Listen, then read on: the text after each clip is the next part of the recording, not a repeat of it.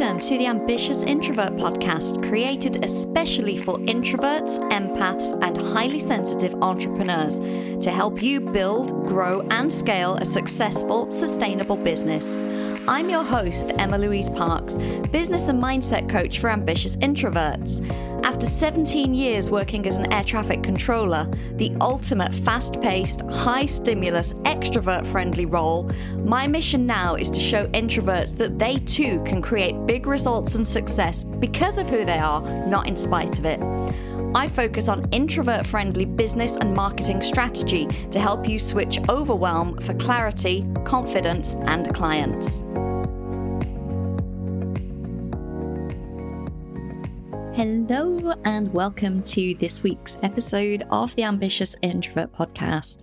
I'm Emma-Louise, and as you are very likely listening to this, I am either on my way to or located in Greece. I am off to Mykonos for 10 days, which is part solo travel and part retreat, which is included in the mastermind that I'm part of. So I am super excited. I have not traveled overseas too much since COVID. I got a couple of trips in 2022, but this year I have not been anywhere yet. So I'm super excited. As you can probably hear, my voice is a little bit ropey, and that's because I'm just recovering from my third bout of COVID, which feels insane. But what I will say is it was much milder. The duration was much shorter, even though the symptoms were exactly the same as the last two times. So I was kind of bedstruck for 5 days this time instead of weeks. So I'm just getting over that. I'm just catching up on batching this.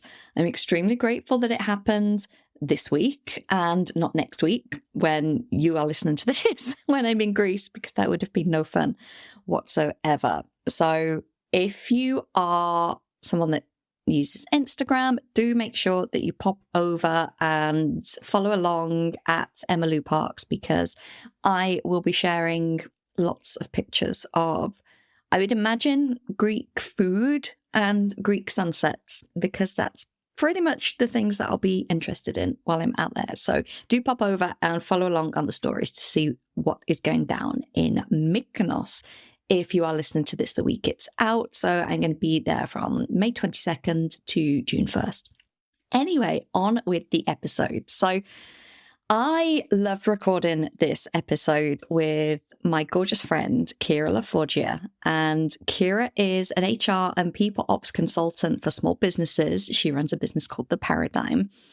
And she will tell you all about that in the episode and how that came to be. But I wanted to share how Kira and I became friends, because I think it's so interesting how people connect in the online space. And I always get people say, how do you know so many people? Or how did you find this podcast guest? Or, how did you become friends? And so I'm going to share this one because I adore this story. So Kira and I had a lot of connections in common, although we'd never come across each other, never met. No one had ever mentioned the other, I don't think, to each other.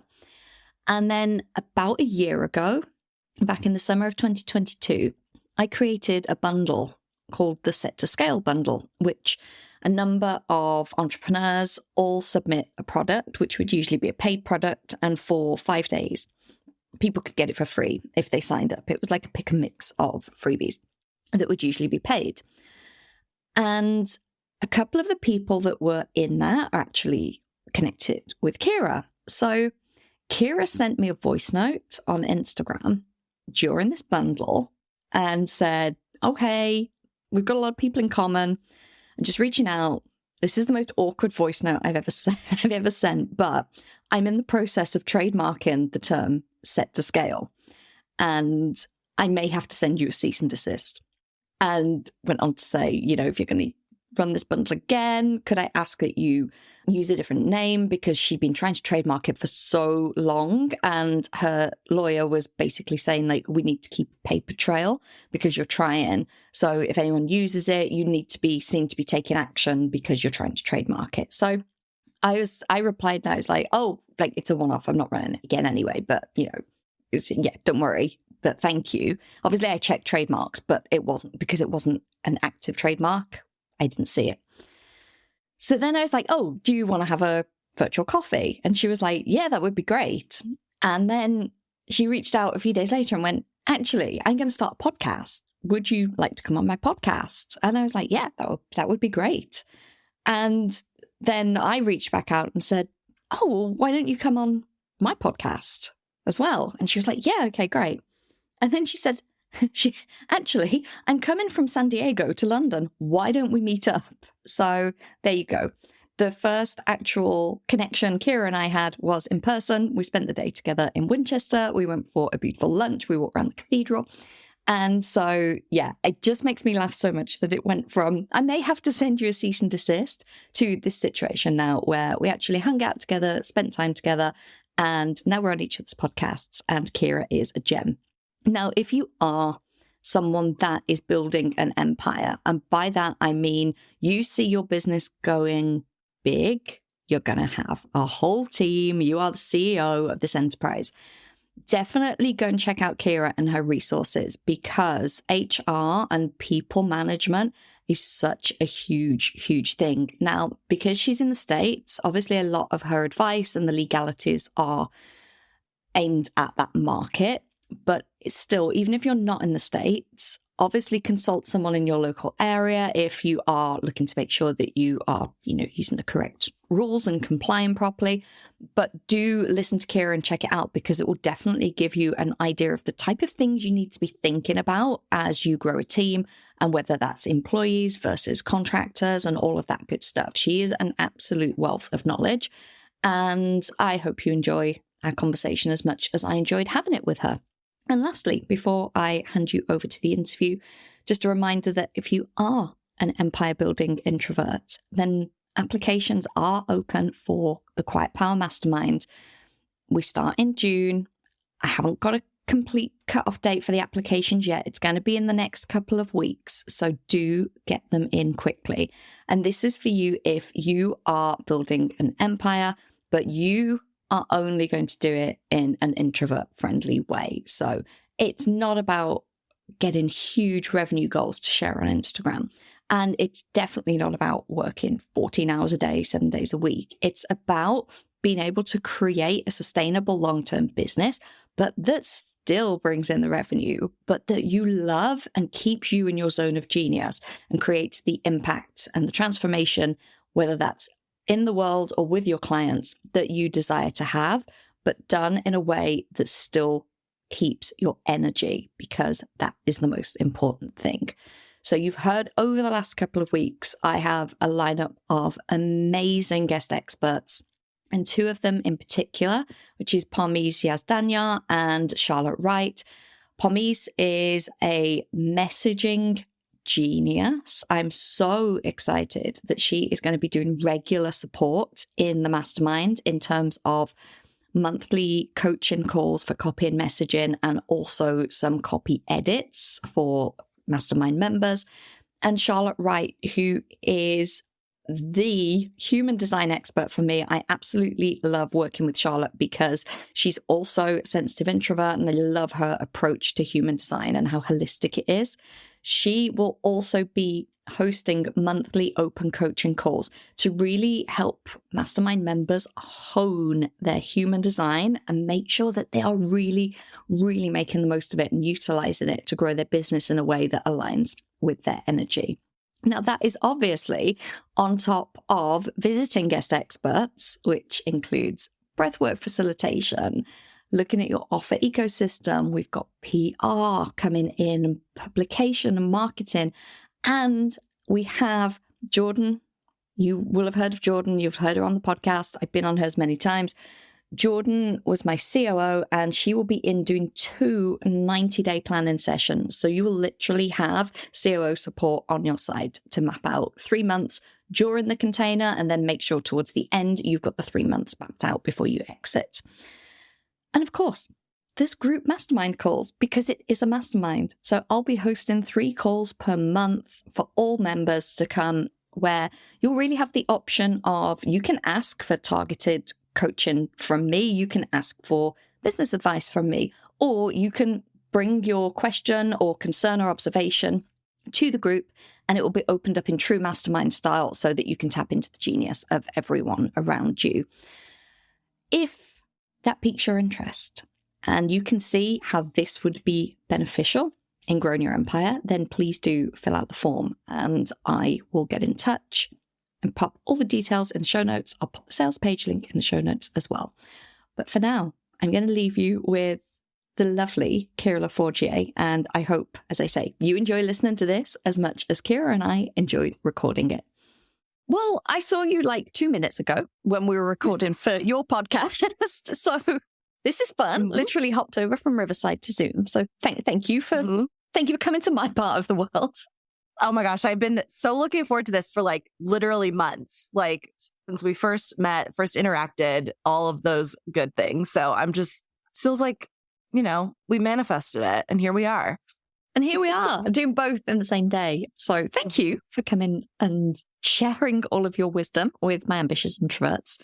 So how did you end up here? Like, what is it can be as long as you want, as long as it's like less than 15 minutes. How did you go from where you were to this online business that you have created? Yeah, we could get real into it and go really deep, but I'm not going to do that. I think the main thing is that I never really left what I was doing before. So I still do have a full-time job. I am the COO for a local business, so a not online business here in San Diego. I've been working for this business for about 10 years and have had so many ups and downs with it and have become essentially a partner at this company. And so now I go into the office 1 day a week and I manage the high level HR issues that come with having 50 employees and my team of directors and managers. So they are my responsibility, my team of 5, sometimes 6 individuals, as well as if somebody has a harassment complaint or there's something major going on that the managers need support with or whatever. And that has all just kind of unfolded from COVID, that my life went from working there full time every single day and doing all of those directors and managers jobs myself, which again, story for another day, to hiring a team under me and having Paradigm, my business, take off and start to help support other people to develop businesses and teams that are sustainable in the long term. So COVID was kind of the kick in the butt that I needed. I called it adult summer break because I got to stay home and actually reflect on my life for 3 months, which I have not had that opportunity since I had a job in the first place 12, 13 years ago, my first job out of college. And it really, I got exposed to the online business space in such a weird way. I thought online business was literally MLMs. So I had this kind of weird mindset shift where I was like, oh, online business, that's not for me. I don't really want to do the thing where you have to go on the internet and sell face wash or whatever. That's not for me. But I learned from someone who became my coach and essentially changed my life that there was this whole industry of people out here that did not know how to take the next step into building their teams, managing their teams, or being HR and legally compliant, and that I could really serve them in that way. And so essentially my dream of becoming a startup consultant became a sort of my 2 other services that I had offered had all just kind of enveloped into one. And we began honing in and focusing on the HR compliance issues that I didn't even know people needed help with. My background is so driven by HR and operations that the people that I interact with speak the same language as I do, the business owners so to me, it felt very much like, oh my gosh, I get to actually help people with something I know so well that it didn't even occur to me that people don't know it.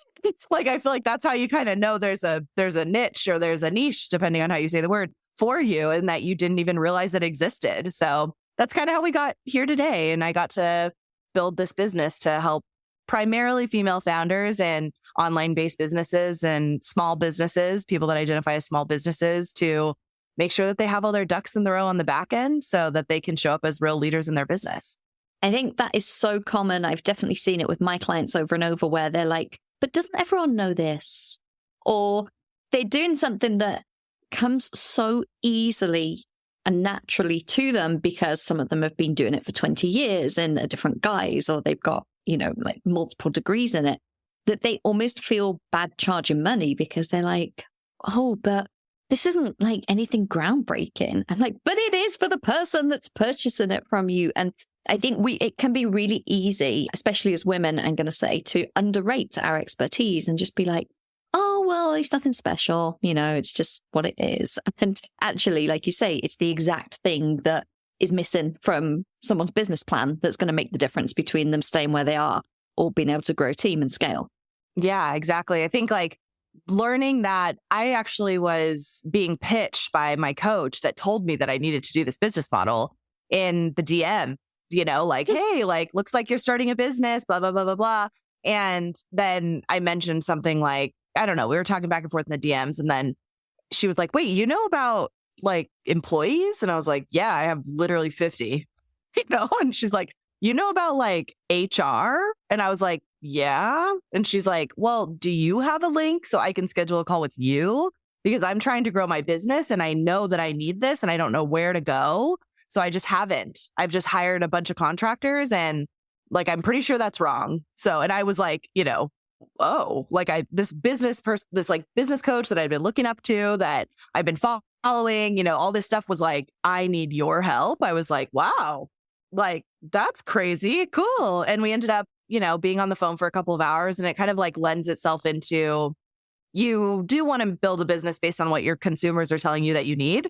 But I think over the last couple of years, I've realized that sometimes our customers or our clients don't know exactly what they need. And that's been the newest kind of journey for me in business right now, is figuring out how to tell them, like, I know the customer is always right, but like, you're kind of wrong. And I'm not surprised that you're wrong because you don't know about any of these things, any of these laws, any of these rules. Like, I can't get like from you what you need from me. Like, I need to tell you. And that's been kind of weird. I didn't think I'd have to do that. In my you don't know what you don't know. You need to educate people. Like when I came into the online space, I didn't know a thing about marketing. Why would I? I'd never had a job where I had to market. So that was like completely, and when I was thinking like, oh, well, I will start a business and be a coach, I was like, I'll need a website and I'll need business cards and I'll need like, no, like there was this whole other thing about marketing, because then someone was like, well, how will people find your website? And I was like, on Google, but I didn't know anything about SEO. Like I just didn't know what I didn't know, right? There was just me and some clients out there somewhere on the internet.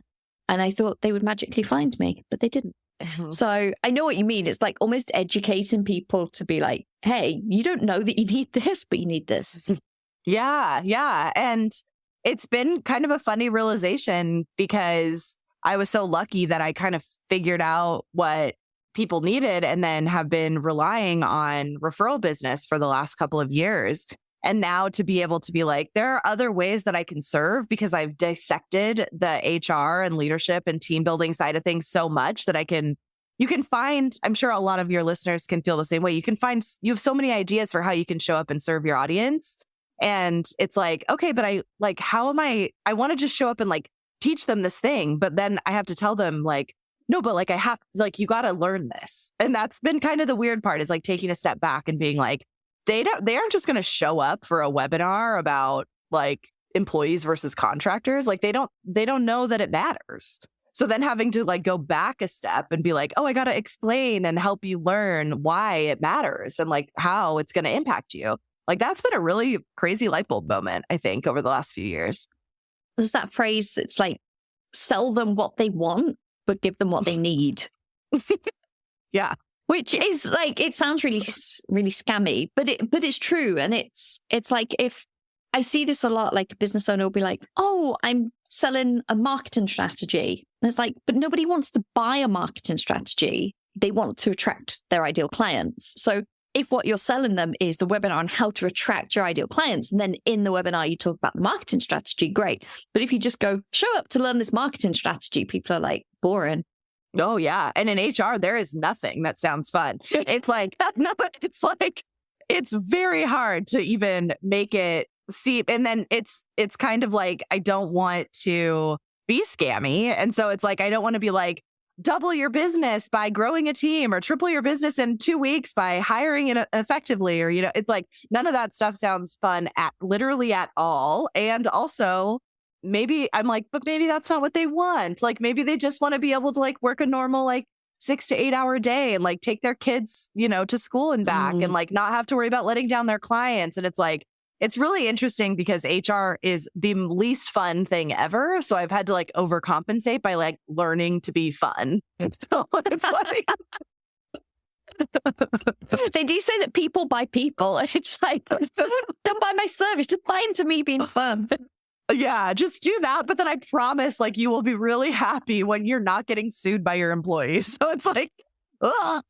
I was thinking that when you were saying about like making making it sound interesting, like a webinar that people would want to show up to. If you like, grow your business and don't go to jail, I would probably be quite interested in that. Yeah, it's really weird too, because I don't want to scare anyone. And like, I know we talked a little bit about on part 1 or part 2, whatever way you go, about making sure that we can like show up in some way that feels authentic to us and who we are. And it's funny because I don't want to scare anyone, and I don't want your listeners to be like, oh my God, this is terrifying. Like, I'm just not going to do it.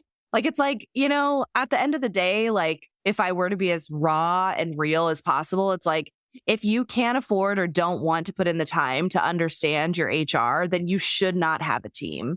And that's what I want to say, but I also don't want to scare people because I want to be like, but it's not that bad to actually do those like basic steps. And it's like, how do you fit that on a sales page? It's like, you don't have no business having a team unless you're willing to put in the work, but the work can be fun. I'm like, it's fun. So my web designer, she's like, I know what you want to do with your brand. Like, she's one of my clients. She understands me, whatever. She's like, I think we go with cocktails as a theme. I'm like, perfect. It's like, you're going to go to jail, but it's okay. I can save you. Oh, we're going to have a cocktail. Yeah. Oh, good. It's a wild ride over here, but that's how HR is, like you got to be able to show up for your people, but it doesn't have to be that bad, especially if you really understand yourself as a leader and you check those boxes, the compliance pieces and stuff like that. So now that you've worked with many, many clients, have you seen more of a theme about like, do they want to do the school run or do they want to triple their business, or is it completely different for all of them? Like what is their motivation for looking into growing a team and thinking about the HR aspect of it? I think I've just been reading and working through the story brand framework recently, which I hadn't done in a few years. And so this is right on the tip of my tongue. I think it's a little bit of a combination of wanting to truly sleep better at night, knowing that they have all those boxes checked while they're growing their business, and having time and space because they have a team supporting them to be creative and to try new things and to like put themselves out there in new ways. I think entrepreneurs like us, we want to get out there and experiment. And it's really hard to run a business that has experiments if you're not able to sustain a like core set of services or a core income threshold or, revenue markers or whatever. We don't have the space to experiment if we don't have the stability behind us. So it's a little bit of both. Like, I think some of our business owners are moms, some of them aren't. Like, there's no, at the end of the day, like how you use that extra space and creative energy that comes with having true support as a team. For some people, it's pursuing new ideas, and it's for some people like fully showing up for their families. But I think it's just that space of being able to choose and that stability of knowing that it's replicable and predictable. And that's what having a team does. That's what going from a solopreneur or a freelancer to having a team does. It creates predictability because it has to. You're supporting people. So you have to have that. So I think it's a little bit of both. I know from my clients and so many people listening that the legitimacy is important. I remember one of my very first clients, when she wrote me a testimonial, she said, I feel like I'm growing a legitimate business, whereas before I felt like I was trying to make money on Instagram. And it felt super different. And in the Ambitious Introvert Academy, which is my program for brand new entrepreneurs, before we do the module about, marketing and sales and how to run sales calls, we have the legal module about, do you have a contract in place? Do you have your website, terms and conditions? Do you have your GDPR? All of that, because that is important. And it can give people, and people might go, oh, you don't need that. Like day one, you can get all that sorted. But I think having that makes you feel, I'm going to say proper, for want of a better word. And I feel like what you're doing is the same thing, just at a higher level, because people have already got that. They've got those foundations. They've got the revenue coming in. They're ready to grow a team. But you need to do that properly as well.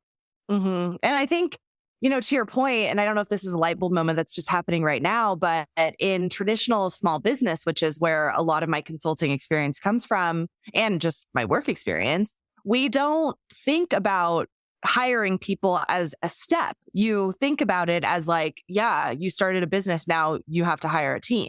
So in online business, we have this awesome benefit of being able to choose if we are on our own and freelancing and being a solopreneur, and how we're supported by other people through contractors or other freelancers, to deciding and taking that step to build a team of employees that are bought in. There's long-term, there's consistency, and they're on our terms. And that is something that hasn't been explored a lot in business, because if you're starting a traditional business that's in person, there's no decision that you have to now become a leader. Like you're like, yeah, if I'm going to, have a shop, or if I'm going to, run this gym or whatever, like I cannot do it by myself. And so it's really interesting, especially I think there's a correlation between women running these online businesses, and the difference there is that we don't think we deserve help sometimes. Like we think we should be able to do it all by ourselves, and we're not allowing ourselves to understand that running a business really shouldn't be something we have to do by ourselves. And that's really freaking hard to put all that pressure on yourself. And our goal is essentially at the end of the day to make sure that women who start awesome businesses can maintain them, and to not give up, and to not burn out, and to make sure that we have a seat at the table and we change the face of what it looks like to be a business owner. And we have to do that by allowing ourselves to be fully supported.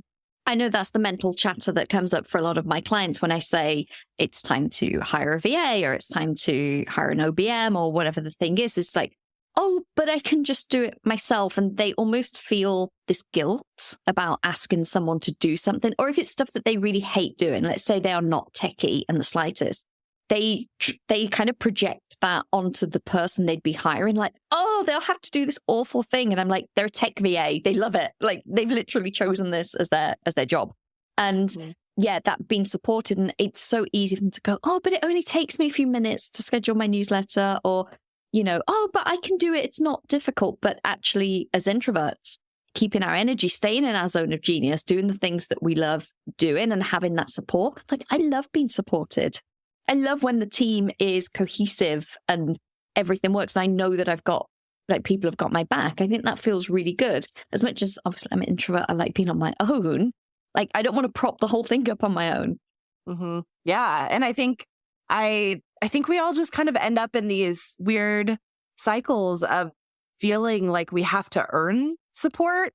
And let me tell you, one of the reasons we don't work with a lot of men, and when we do work with men, is the experience is completely different, because we don't have to tell them like, hey, you need to hire somebody. Like they already know that. And the process of getting their compliance and stuff in order is very much less emotional.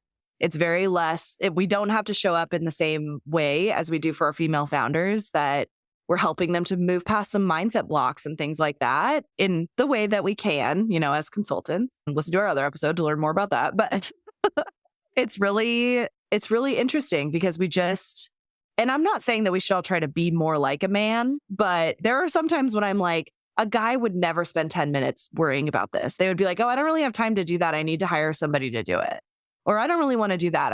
Somebody else should do it. Like they just don't think about it that much. Like it's just something that just comes very naturally. They ask for support, they ask for help, and we stress about it. And I'm there too, like, oh, I could do it on my own. I could save money, blah, blah, blah. Like, that's not really sustainable in the long term. Like, especially if our goals don't match up with that type of mentality.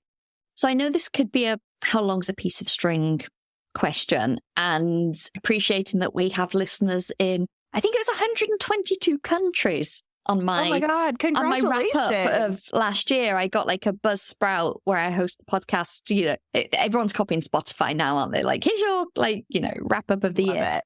And I'm sure it's 122 countries. I was like, wow. Anyway, so clearly you do not know all of the HR rules for all 122 countries. You might, but I think you probably don't. No.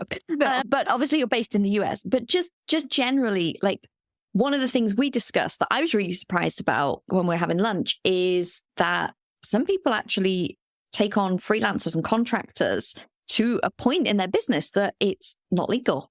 It's just, they shouldn't be doing it to that degree.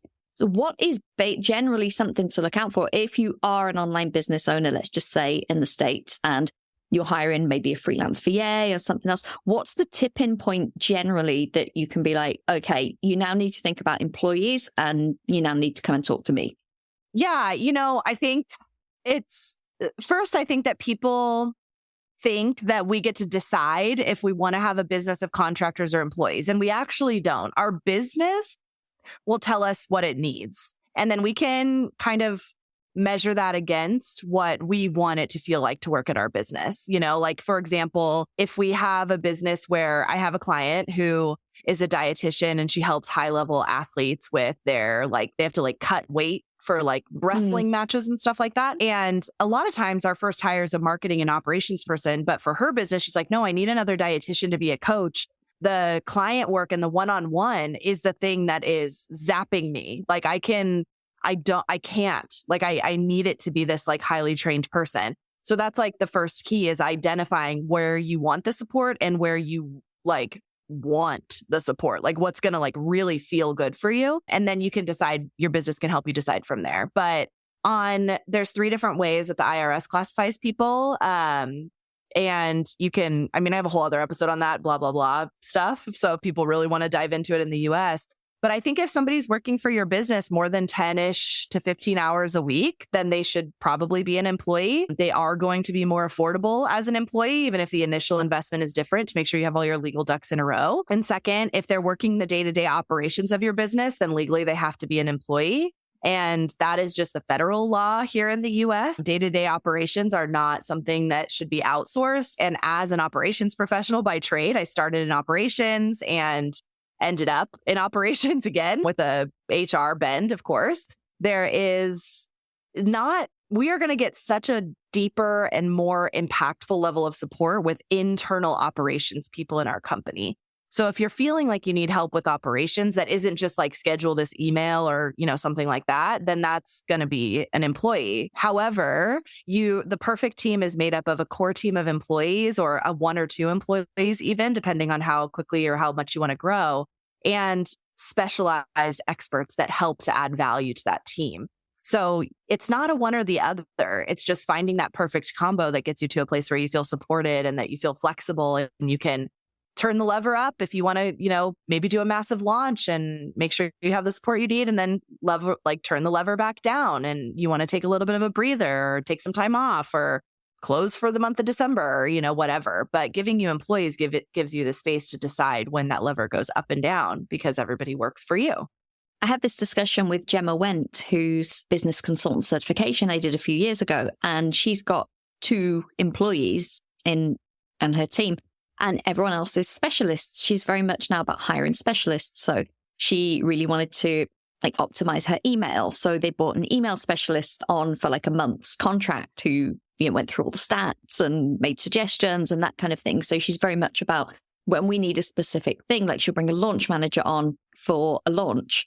And then, you know, it's just on a contract basis, but the business manager and the other employee are always there. So those are the constant points of contact. And then you bring in what you need based on what the business need is. And it's very like from the perspective of a fellow, like an expert specialist, like a contractor, we want to be treated like contractors. Like we want to be treated like business owners. So we sometimes will hear people say like, oh, well, no, I want you to like essentially like fit in my project management system, or like, can you come in and adapt your systems to Basecamp or whatever? We use Google because everybody has it. And it's like, no, I can't. Like, I run my business through this certain pathway and these processes, and they're optimized, and there's a lot of information that goes into HR compliance. And I won't adapt to your system. If you want someone to come in and build out your HR, you can hire, that's internal, that's the way that you want it done. Then you need to hire an HR director that's going to cost you probably 25 times what we cost. But like it goes both ways. Like as a business owner working with other business owners, we have to respect that everyone has their own processes and procedures. If you want someone to work within the way that you have things structured, that's an employee.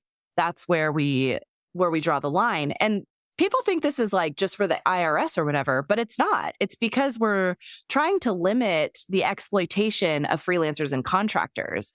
By not paying them as an employee, we're not allowing them the benefits that come with being an employee, like unemployment insurance. And if they get hurt at work, workers' comp insurance, or meeting minimum wage requirements. Those are all things that are not relevant for contractors. When COVID happened, there was plenty of businesses that were reported to the IRS because suddenly their employees who thought they were employees were applying for unemployment, and they were being paid as a 1099 for the past 5 years, which is an independent contractor, and they weren't eligible for anything. So those businesses had to go back and pay penalties for misclassifying their workers.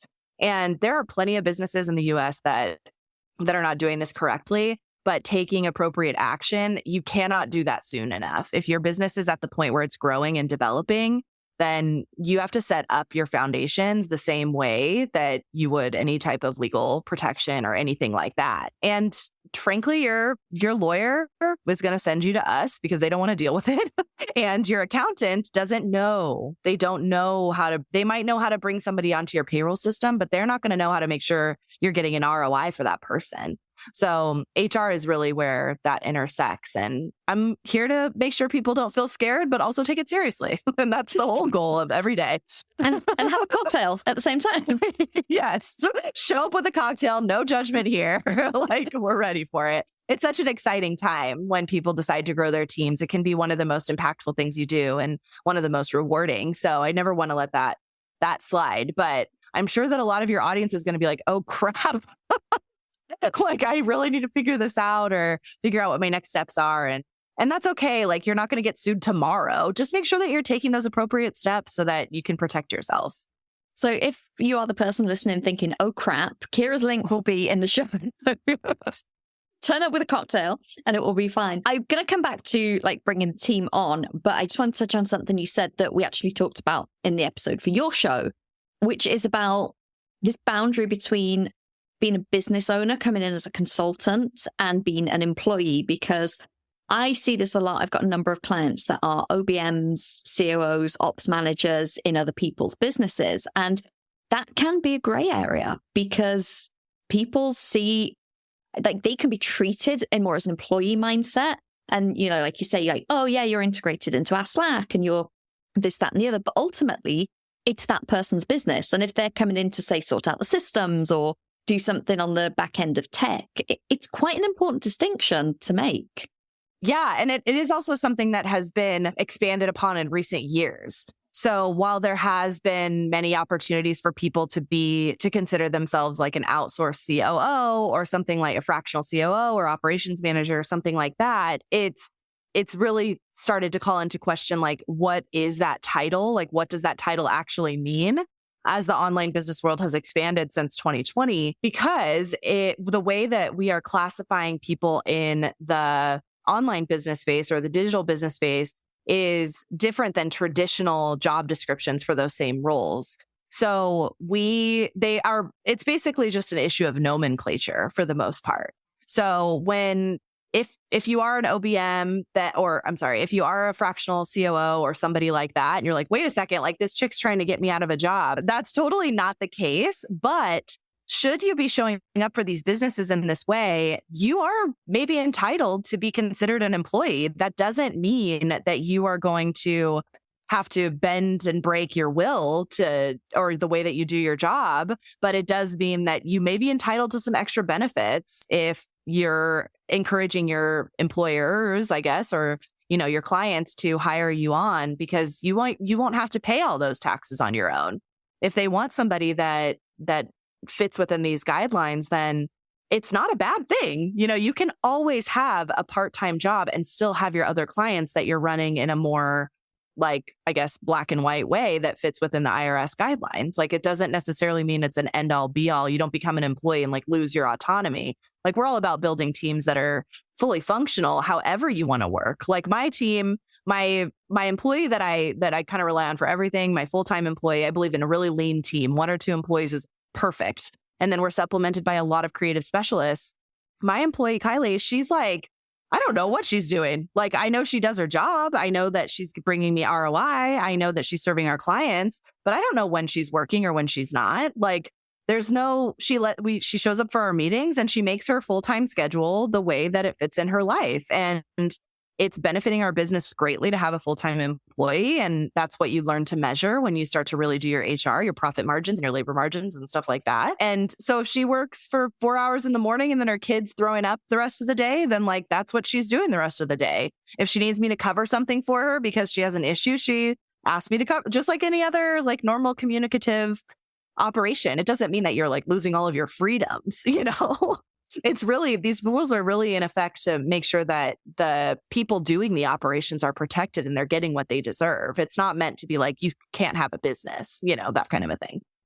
I think this hybrid way of working as well since COVID, where maybe if you had a job before, you had to go to the office like 9 to 5, Monday to Friday, and all of this, it's just changed so much because companies have seen how people can adapt and how some people can work better from home or having that flexibility. Or, one of my friends, she's cut out 2 hours a day of commuting by working from home. And she's got so much more energy, and her work that she's given is better for it because she's not like sat on a train for 2 hours a day. So I know a number of people in the online business space that have gone back to employment, either full-time or part-time, and kept their business running on the side. But it's like, oh, well, I work from home 3 days a week. And they, like you say, as long as the work's done, they don't really care when it's done. As long as I show up when I need to show up, then I can do my business the rest of the time, as long as the work's done. Yeah. And I think we always want to flip it on its head, and that I'm always telling people, like, I don't really believe in like a fractional COO. And Jordan and I, who is our mutual friend, had a long talk about this. We were like, are we like in a fight? Like, are we like not like supposed to be friends? Like, are we like fundamentally different?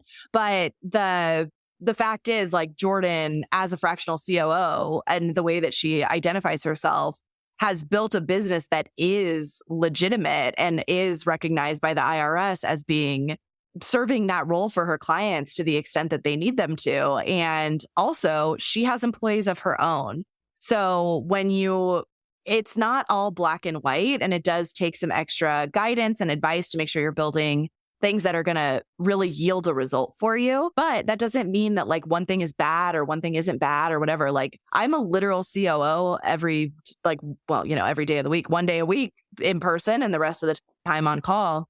And Jordan is a literal COO for, 50 companies. So you can see there's a difference, but it's just a nomenclature thing. So being able to make sure you're protecting yourself as a business owner and making sure that you're not bringing in a contracted operations assistant that you're giving a time schedule to, and you're deciding how much they're getting paid, and you're giving them 24-hour deadlines, like that's an employee.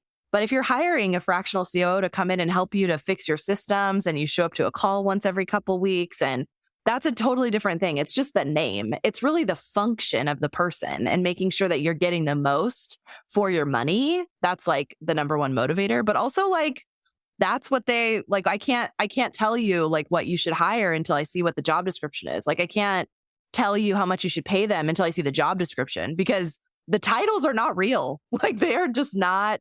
I've heard some crazy titles out there in the world.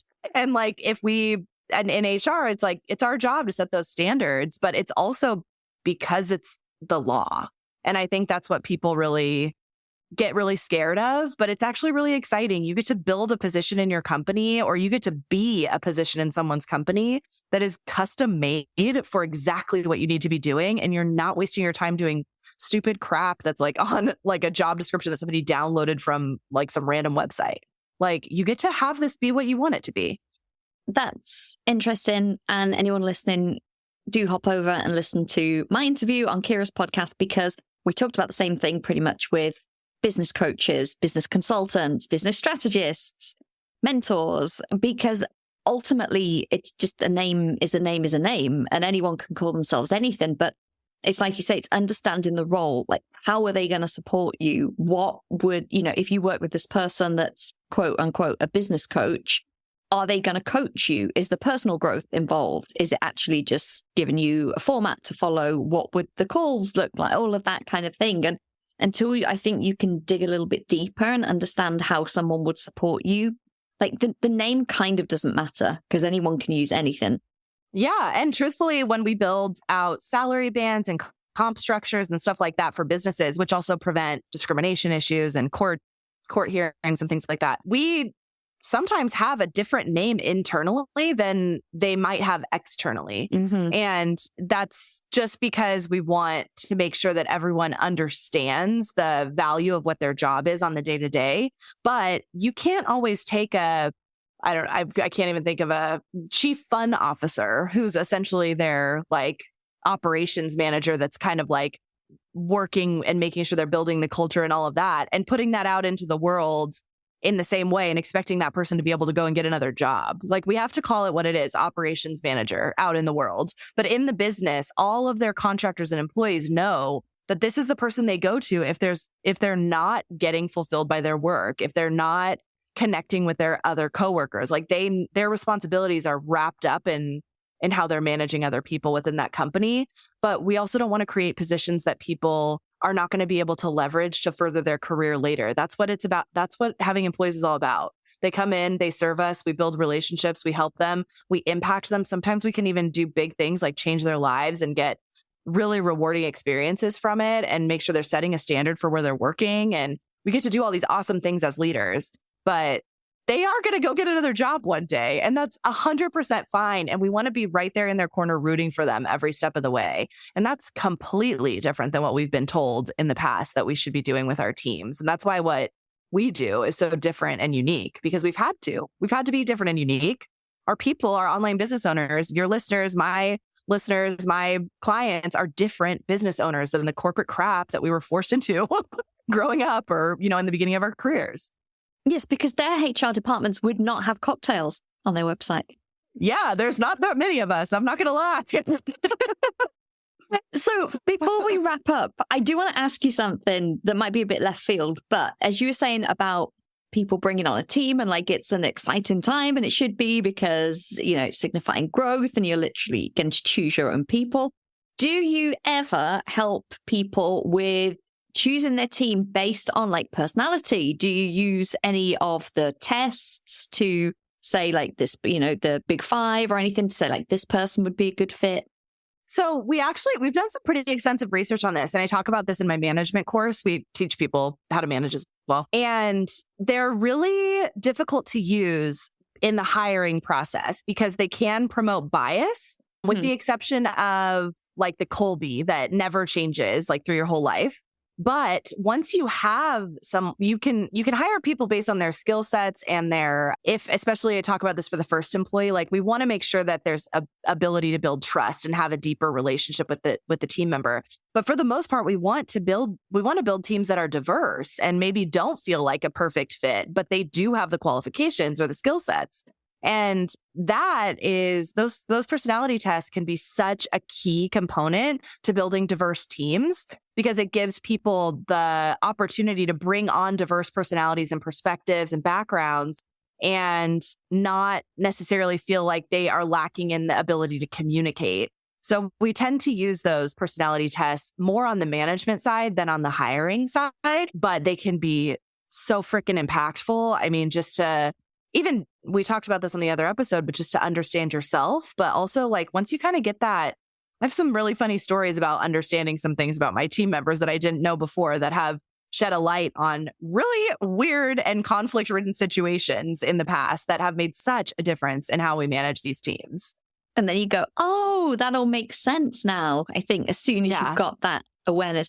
I have a client who is an INFP and her OBM is an ENFJ.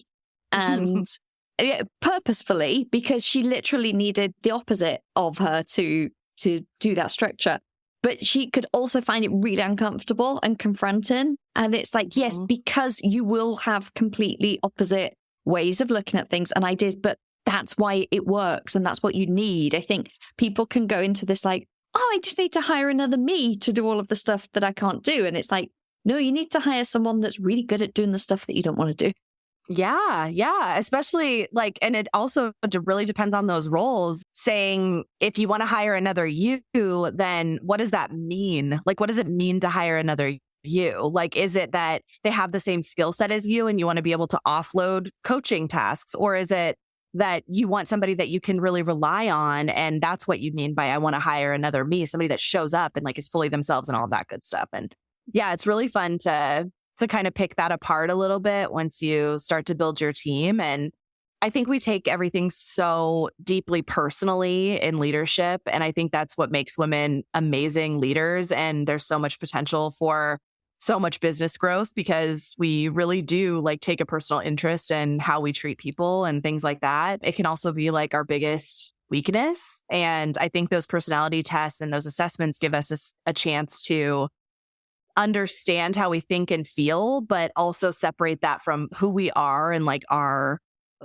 we a good person or not? Is there a morality issue there? Like those are totally different than like, I recharge by being around people. Like it's so personal that it makes it less personal. I feel like it's like we can identify like you're driving me nuts because you're so annoying because you're an 8 on Fact Finder and I just need us to take some action.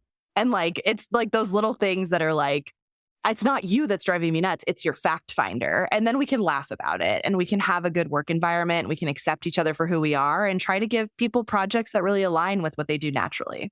I was going to say, it's like the distribution of tasks then becomes easier because you can see where people's weaknesses are. You can see where people's strengths are and utilize that for everyone's benefit because people are just doing the stuff they're good at, which makes everyone happy. Yeah, exactly. It's so much more fun that way. So before we wrap up, obviously I'm going to pop all of your links in the show notes and hopefully people will hop over and check out my interview on your podcast as well. So this has been a fun day where we've chatted to each other for a long time. But before I let you go, first off, I'd love to know what book you would recommend to my audience who are looking to start or grow their online business. Oh, gosh. I think Radical Candor by Kim Scott is always my answer here, just because it's all about how to manage in a really direct and kind way. So it's all about like essentially being so candid in the way that you communicate that it removes those miscommunications that come up a lot of time when you're managing people. But it also has really helped me to learn how to communicate with my clients and to make sure that I'm doing everything I can to over communicate as I built my business. I think that's been a huge component in our success is that over communication and that overdoing it. No one's ever said, you communicate with me too much when we're providing them a service. Like they've never said that. So I think that's my favorite business book in general, but it's also really approachable. And she has a podcast by the same name and they have like quick 5-minute, 10-minute episodes and you can learn a lot from that. And it translates to any communication you have. Perfect. I'll drop that in the show notes. And lastly, what would you say is the biggest belief shift or reframe or, change in your mindset that you had to make to be able to grow your business to this level? Oh my God. This is a hard one.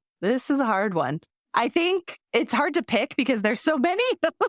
Like, I think there's just like been like so everything through each phase of business. There's been so many like light bulb moments, but I think there's two, one really tangible and one a little bit more like, I don't know, woo, I guess you might say. Number one is you're a marketer when you start a business immediately, like learn marketing, like figure it out, learn it, take it seriously. Nothing you're doing is that unique and special. Like there's a reason that traditional marketing methods work, like figure it out and you'll be fine. And the more like woo thing is you don't have to believe everything you think, like being able to be flexible in your thought patterns and understanding that belief can be something that can hold you back and that being able to be like kind of understanding like the reasons behind why I might take certain actions in certain ways or why I might perceive things in a certain way. It's not all just because it's a belief doesn't mean it's a fact. And in business, learning to boil down those beliefs into what's a fact and what's not has been impactful in the way that I approach just your mindset in general. Like everything's a roller coaster, right? Like one day you're on a high and the next day you're like, will I go out of business? So like just understanding that like that's just something that's playing in my head. It's not the reality of the world. Like this, you have to kind of build up some calluses and understand that those feelings are valid, but not facts. That's been so game changing for me and my mental health too. I think if you can get past that, if you can understand in the early days that everything can change in a day in your business, when you've seen that happen enough times and you build that trust muscle, that's the people that I see that really go on to grow and scale their business because it doesn't phase them in the same way. They're like, oh, this is just a lean period. This happens, but clients will come, or, oh, it's quiet this month. Like that's unusual. Next month will be busier. I think it's so easy in the early days to give up when you feel like that's it. It's like that whole thing about you're 99% of the way there and you give up before you get to the 100 because you don't have the trust that it's coming. And so, yeah, that one is definitely huge. Yeah. I mean, I don't know like how many times I put myself through this roller coaster, before I realized like I am putting myself through this. Like it's no one's fault but my own that I'm putting myself through this. Like if you look at things on paper, like look at the facts, like stay grounded in the facts and stay true to like what you want to do, and it'll all flow so much easier, even if you do have good times and bad. So that's been tough, but good. I love it. Thank you so much for spending the last 2 hours with me. It's been truly my pleasure. So much fun. Great morning. So much fun. And the sun has set here. It's evening time now. But thank you again. I'm going to drop everything in the show notes so everyone can come and check you out. And I'll talk to you soon, my friend. Yay. Thank you so much, Emma-Louise. Thank you for listening to this episode of the Ambitious Introvert podcast with me, Emma-Louise Parks. If you enjoy this show, please subscribe, rate, and leave a review on iTunes. As a thank you, one lucky reviewer each month will win a 60-minute one-on-one coaching session with me, where you'll get the clarity and confidence to attract your ideal clients. And if you know someone who could benefit from listening to the show, then please do share and help me reach as many fellow ambitious introverts as possible.